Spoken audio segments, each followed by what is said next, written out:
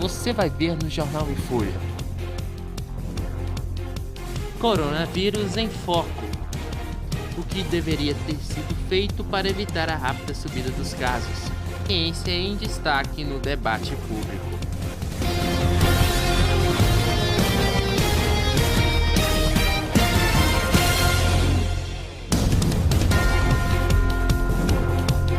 Bom dia, professor Maurício. Estamos hoje aqui no dia 3/8/2020 para iniciarmos nossa entrevista sobre o Covid-19. Então, eu vou fazer perguntas para o senhor e o senhor me responde, ok? Perfeito. Eu que agradeço o convite, Beatriz. No mundo, nos deparamos com muitos movimentos que promovem o descrédito da ciência e vivemos um momento excepcional, uma pandemia, em que os momentos da diminuição e disseminação estão sob a constante crítica. Na sua visão, qual caminho devemos traçar para incentivar a ciência?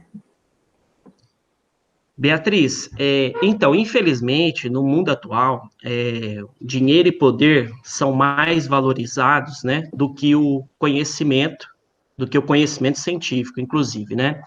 E inverter essa prioridade, ela não é uma tarefa fácil.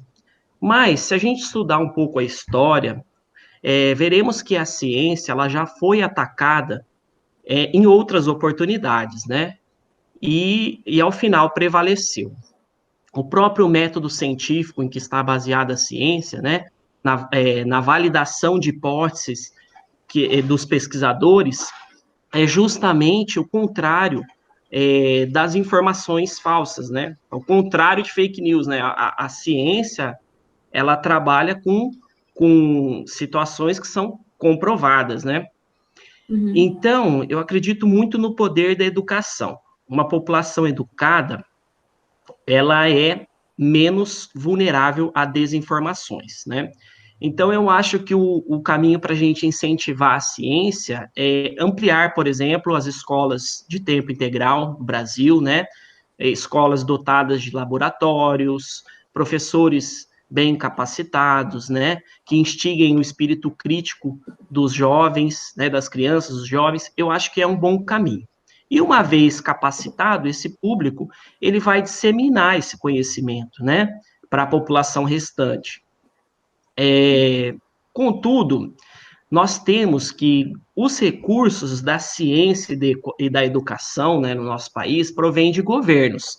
Então, também é necessário a escolha de políticos comprometidos com o avanço científico da sociedade, né? Livre de dogmas, livre de preconceitos, né? É fundamental isso. Quando, por exemplo, as pessoas escolhem políticos que valorizam mais as armas em detrimento a livros, em detrimento ao conhecimento científico, isso, obviamente, terá uma consequência desastrosa. Sim, mas, assim, no caso, fazendo uma pergunta fora do nosso contexto, um pouco fora do nosso roteiro, como seria possível, então, a gente fazer estudos, assim, dentro de casa em meio à pandemia, né? Estamos vivendo agora, então as pessoas costumam querer se informar, que ficar muito dentro de casa acaba criando uma certa ansiedade. Então, como é que você indica para a gente fazer esses estudos para a educação fluir em meio a essa pandemia? Você fala da ciência ou você fala da educação? Educação e a ciência, no caso, então. Dos estudos fluírem nesse Sim, tempo de pandemia, você fala? sim. Então, o Brasil a gente tem um problema crônico de desigualdade, né, Beatriz? É difícil, por exemplo, para a educação no Brasil fluir, sendo que nós temos alunos que não têm acesso à internet. Como que a Uhum. gente vai universalizar isso, se não tem acesso à internet? Então, esse é um problema. É, eu penso que a educação ela tem que ser para todos, né? Então, sem o acesso à internet de todos, fica complicado nesse momento, né? Nesse momento. Então, eu acho que a gente está vivendo aí um desafio muito grande e que escancara, né, essa questão da desigualdade no Brasil, que nós estamos vendo muitas escolas aí que estão sem condições de funcionamento, porque os alunos não têm acesso à internet. Então, eu penso que é uma situação muito difícil e que deveria ter um amparo, né, Uhum. dos governos para a gente minimizar essa situação. Mas assim, os que têm acesso à internet, eu acho que o Instituto, no caso da nossa instituição, ela está seguindo um caminho que é um caminho positivo, né, de aulas remotas, né, Live, disponibilização de conteúdo. disponibilização de conteúdos, né, eu acho que esse é um bom caminho, mas, infelizmente, essa não é a realidade para todos. Então, logo a pandemia está potencializando a desigualdade no Brasil, certo? Com certeza. Então tá. Vamos agora para a nossa próxima pergunta. Os números de casos de coronavírus no mundo vem aumentando exponencialmente e, neste momento, há um dilema entre afrouxar as medidas de isolamento e endurecê-las. Na sua opinião, qual seria o melhor método a ser adotado em locais em que os casos aumentam rapidamente? Beatriz, então, eu vou colocar, na verdade, eu não vou nem colocar a minha opinião, vou colocar as experiências mundiais bem-sucedidas, né?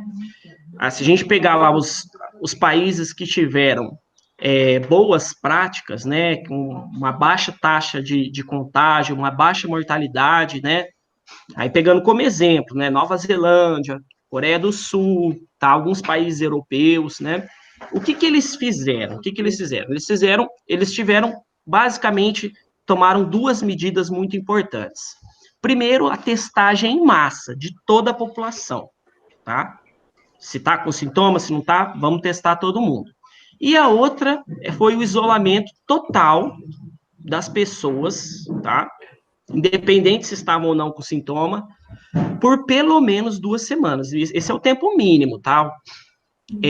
Inclusive os assintomáticos. O Brasil não foi bem em nenhuma dessas duas abordagens, tá? A gente não fez nenhuma dessas duas abordagens.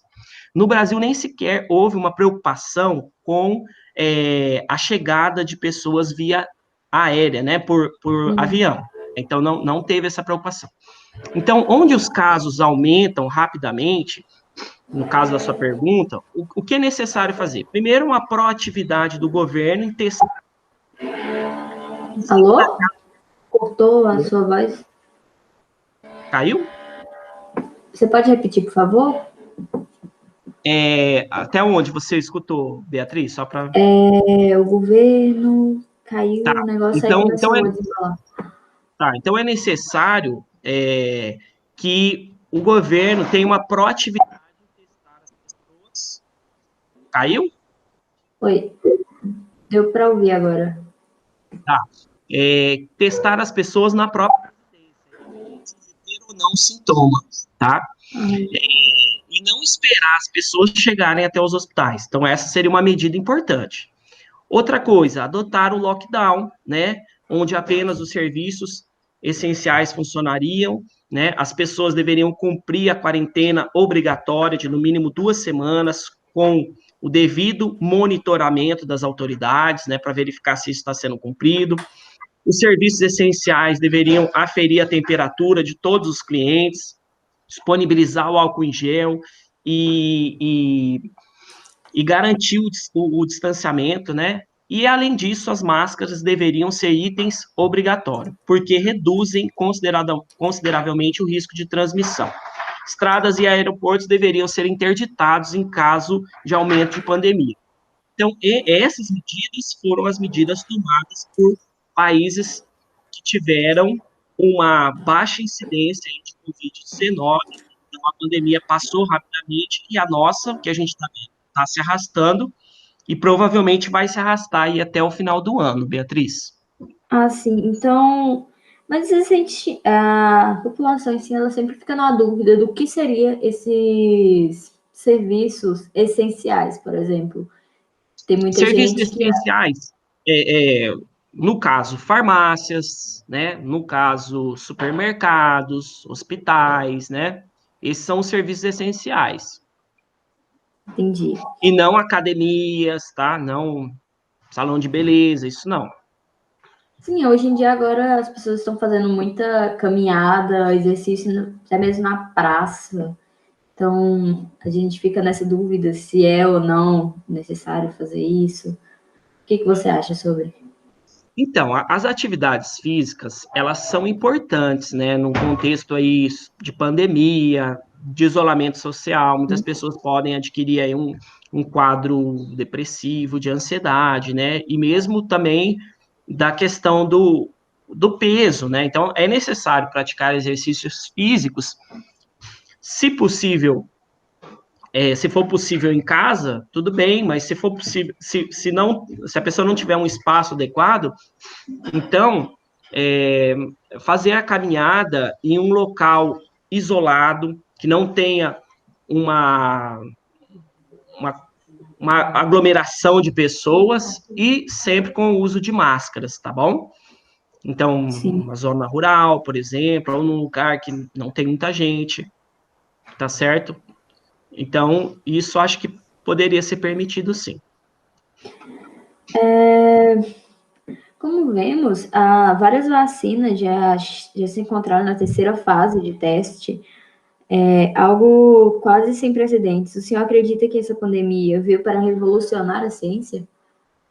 Ó, sem dúvida, Beatriz, essa pandemia ela tem exigido bastante da ciência, que vai dar uma resposta, né? Que está dando uma resposta é, com a criação de uma vacina em tempo recorde, né? Se a gente estudar a história das vacinas, né? Que a gente tem lá que desde os ensaios clínicos, né? Da primeira fase até a aprovação, esse processo costuma durar uma década ou décadas, tá? Até agora, a vacina da cachumba é que tem um recorde, foi feita ali em 4 anos, né? Desde o ensaio clínico até a aprovação. Só que graças aos avanços, né, hoje a gente pode produzir, por exemplo, uma vacina de DNA, uma vacina de RNA, além das tradicionais vacinas de organismos enfraquecidos, atenuados ou desativados. Então, com essas novas abordagens, é possível que a vacina da Covid-19 contra o coronavírus, né, esteja disponível aí no final do ano ou no primeiro trimestre de 2021, tá? Graças a essas novas tecnologias. Sim. Então, para você, qual o papel da Organização Mundial da Saúde nesse momento de crise da saúde mundial? Bom, eu acho que a OMS, né, a Organização Mundial da Saúde, ela está fazendo, na medida do possível, o papel que ela deveria fazer, tá? Por quê? Na medida do possível? Porque é uma doença nova, a gente não conhece muito bem, tá? Então, na medida do possível, ela está fazendo o que ela deveria fazer, que é a promoção da saúde para todos os povos. Então, a OMS, ela serve de ponte entre a comunidade científica e a população geral, aos governos, enfim, ela é uma ponte que vai, então, propor ações para minimizar os efeitos da pandemia.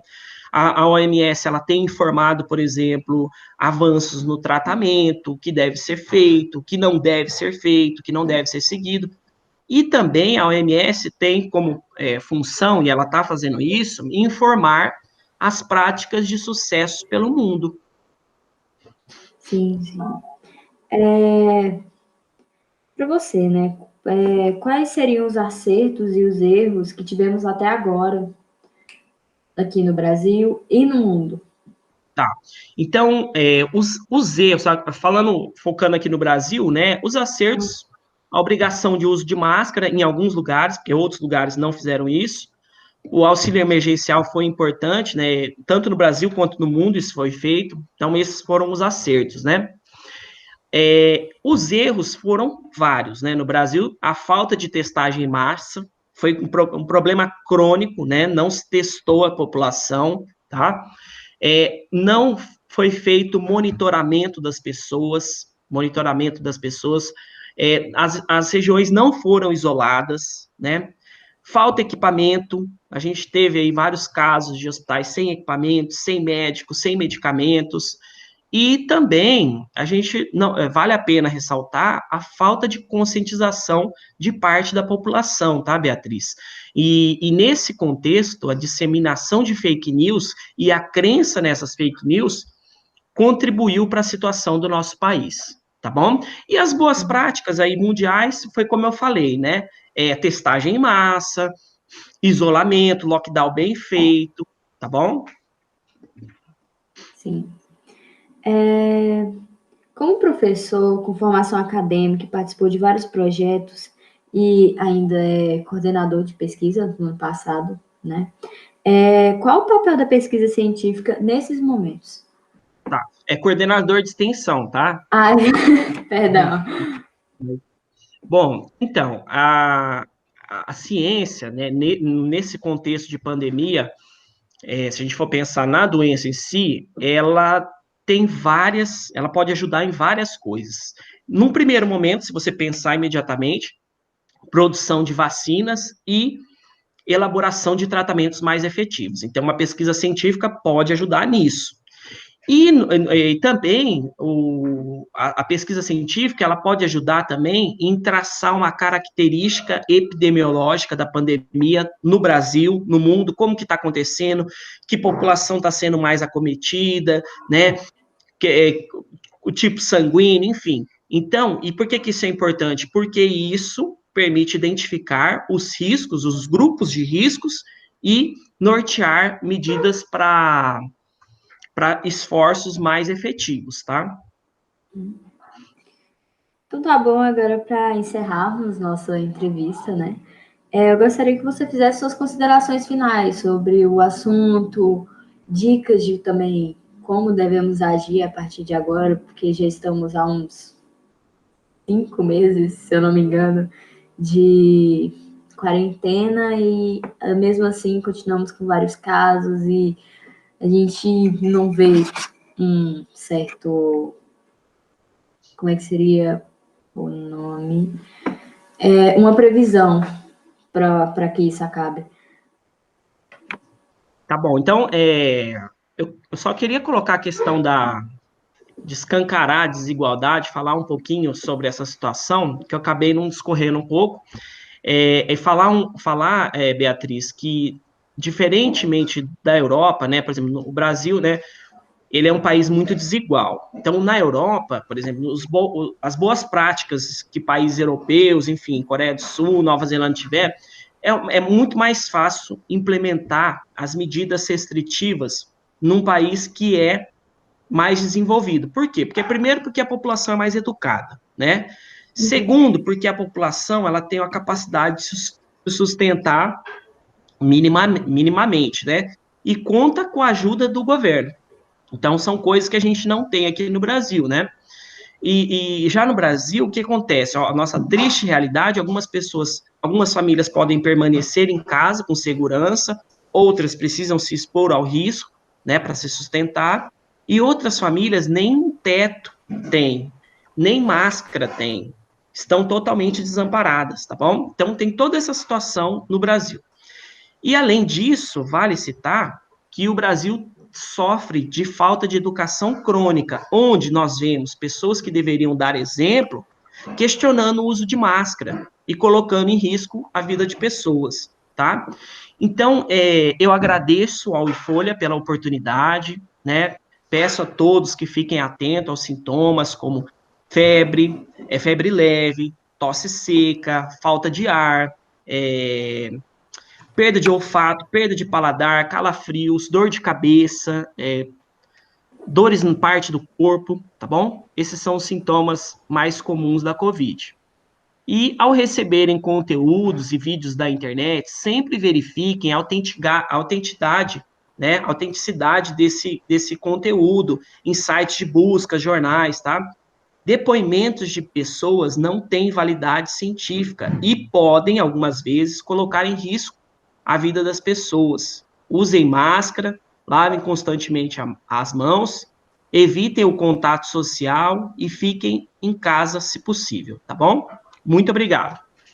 Eu agradeço. Ficamos por aqui hoje, gente, com a ilustre presença do professor Maurício, e agradecemos a todos vocês que vêm acompanhando o IFolha há um ano, que semana passada fizemos o nosso aniversário de um ano, e viemos agradecer. Muito obrigada, tenham uma boa noite, um bom dia, uma boa tarde, para qualquer horário que você esteja vendo.